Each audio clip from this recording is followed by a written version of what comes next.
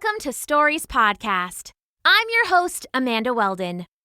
Today's story is called Pull, Pull, Pull My Cart, an adaptation of a classic fable written for you by Daniel Hinds.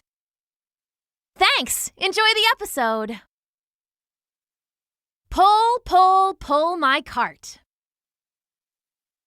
Once upon a time, there was a little pony named Clover. Her coat was brushed and fluffy, her mane was a satin black, and she was taller and stronger than the other ponies. Clover belonged to a friendly farmer, and she would pull his cart to the market in the glen each weekend. Usually, the cart was light enough, just full of veggies on the way there and groceries on the way home, with Clover humming happily all the way. Pull, pull, pull my cart, haul my heavy load, to the glen and back again, walking down the road.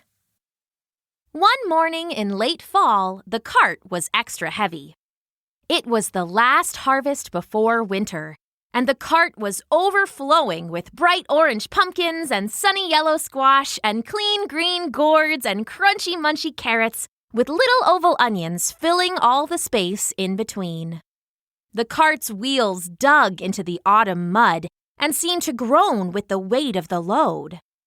Still, Clover pulled it happily, feeling strong and fresh in the chilly breeze. "Seems like a big cart today," said Ancho, the farmer's horse.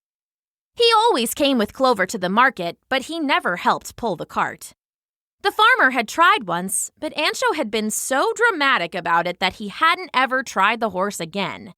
Instead, he would hold the farmer or his daughter, clopping along in his fancy saddle, his long yellow mane dancing in the wind. "It's a little heavy," said Clover, "but it's the last harvest of the year. After this, it's nothing but holiday treats and running in the snow. But hey, maybe you could help me out a little. I see the farmer isn't riding you today." It was true. The farmer was walking beside the cart, helping keep the wheels out of the worst of the mud and ruts in the road. The horse was walking alongside them with nothing but his saddle. "Me? Pull a wagon?" Ancho asked, taken aback. "I'm a riding horse. I can carry a human, not pull a cart full of turnips." "They're pumpkins." "Well, whatever they are, I won't pull them," Ancho said, turning up his head. "You may be fit for pulling vegetables to the market, but I'm of finer stock." Clover rolled her eyes, grunting as a wheel sank into a rut in the road and she had to strain to pull it free. "Whatever you say, oh high and mighty Ancho." The horse pranced ahead and Clover went back to pulling. The wind gusted and leaves spun free of the trees, wheeling in all their reds and yellows across the quiet road. Clover loved the way they crunched under her hooves. Sometimes she would go a little out of her way just to step on a particularly scrunchy pile. Pull, pull, pull my cart, haul my heavy load, to the glen and back again, walking down the road. One of the cart wheels dropped into a gopher hole in the road. The cart tipped and spilled a couple bright orange pumpkins. The heavy veggies bounced in the dirt, one of them splitting open. "Aw, man," said the farmer, dusting off the surviving gourds. "These roads get worse every year." He took the broken pumpkin and gave a piece to Ancho and a piece to Clover.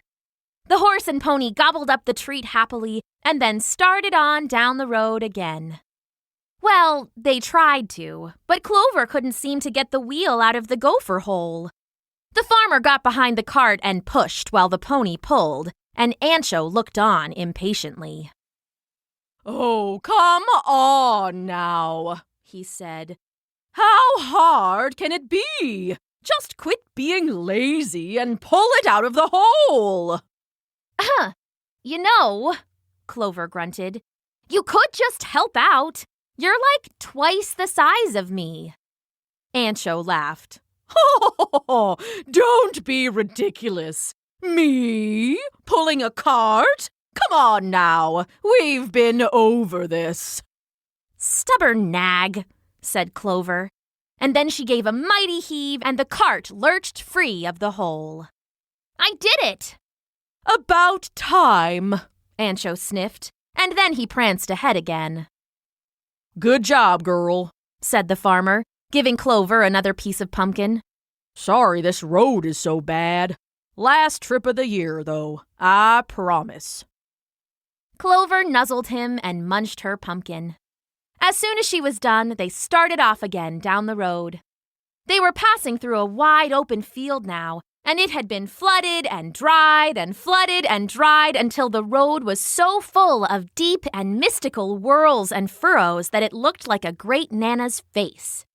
Clover sang as always as she walked, but now her song was tinged with her struggle, as the wheels kept sinking and sliding into puddles both wet and dry. Pull, pull, pull my cart, haul my heavy load, to the glen and back again, walking down the road. With a sudden slurping sound, a wheel sank into the mud. It must have been half a foot deep, and the cart tipped precariously to one side. Some bright orange pumpkins and sunny yellow squash tumbled out of the cart and schlunked into the mud.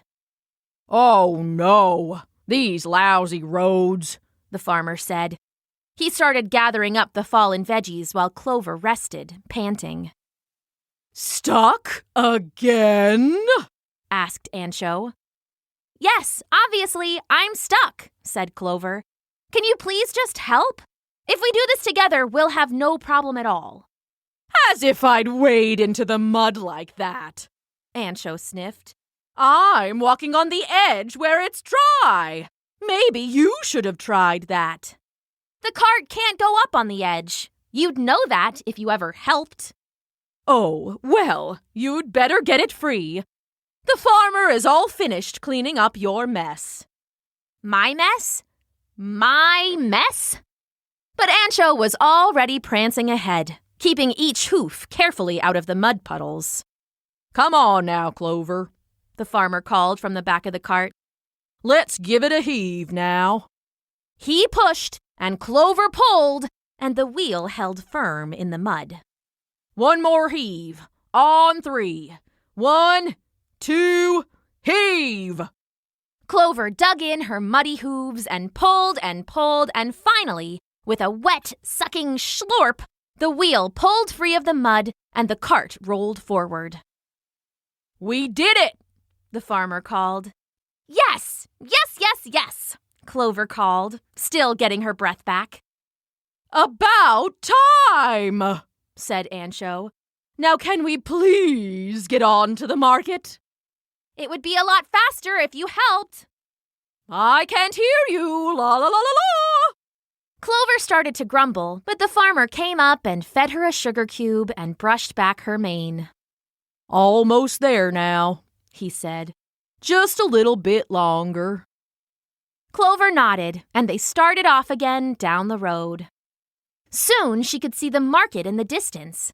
The colored tents stood out like a scattered rainbow across the fair fields far on the horizon, but there were still a few tall, wavy hills in between. Clover started up the hill, the wagon growing heavier and heavier behind her. She was soon puffing for air, and she could barely even sing her song. Pull, pull, pull my cart, haul my heavy load, to the glen and back again, walking down the road. Oh, it's a pretty steep hill, Ancho said. Oh, could you please help? I don't think I can make it. Just do your job, sneered the horse. You don't see me whining. And then he pranced away. Clover did her best, but halfway up the first hill, disaster struck. A bunch of loose rocks rumbled and hissed and trembled under the wheels of the heavy cart. Clover tried to surge ahead, but it was too late. With a gravelly, crunchy hiss, The side of the road tumbled away and the cart tumbled with it. Out flew the bright orange pumpkins and sunny yellow squash and clean green gourds and crunchy munchy carrots with little oval onions filling all the space in between. The veggies scattered over the road as the cart tipped, and then Clover felt herself being tipped over too. Ah! Whoa! The cart pulled her over and she felt her leg wrench painfully. The veggies all tumbled away, and then everything was still for a moment. "Clover," the farmer said, "are you okay?" He ran up and checked her over. Clover lay on her side, a little dizzy and a little sore and a lot confused. "Oh, just a little sprain, it looks like," the farmer said. "You'll be okay, but you're done pulling for today. Just wait right there." The farmer stood the empty cart back up and reloaded all the bright orange pumpkins and sunny yellow squash and clean green gourds and crunchy munchy carrots with little oval onions filling all the space in between. When that was done, he helped Clover up and then dropped down the front of the cart and laid down his thick coat so she could climb up. "There you go," he said. Clover whinnied her thanks and then laid down carefully. Her leg was sore, but she had all winter to get better. She was only sorry that she couldn't finish getting the cart to the market. "I see you're laying down on the job," huffed Ancho. "Typical of you, I guess." "Did you not see the whole cart flip? That wouldn't have happened if you had just helped me." "As if I'd ever pull a cart! Hey, what are you doing?" While Ancho was distracted, the farmer had fit him for the cart harness and attached it to his broad back. "Sorry, Ancho," he said. "I know you don't like to pull, but there's nothing else to do. We gotta get to the market if we're gonna have groceries for the winter." "Me?" sputtered Ancho. But you!"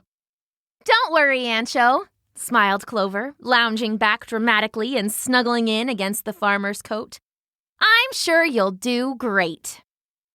The horse sputtered and balked and refused to walk at first, but soon he realized he had no choice. Since he had refused to help Clover pull the cart when she had asked, now he had to pull it, along with Clover riding inside, all by himself.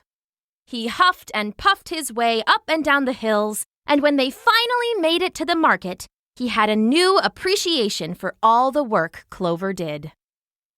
And on the way home, to help him pass the time, she even taught him her song, and they sang it together as they rolled into the sunset.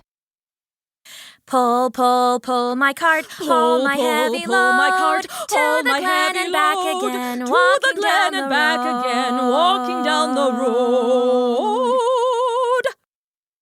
The end.